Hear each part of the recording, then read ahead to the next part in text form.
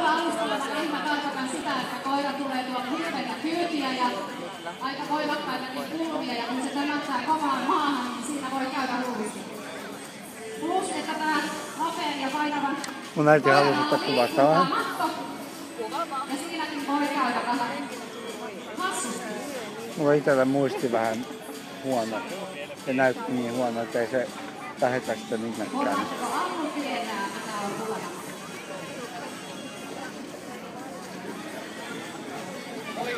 Hyvin! Muista suhina!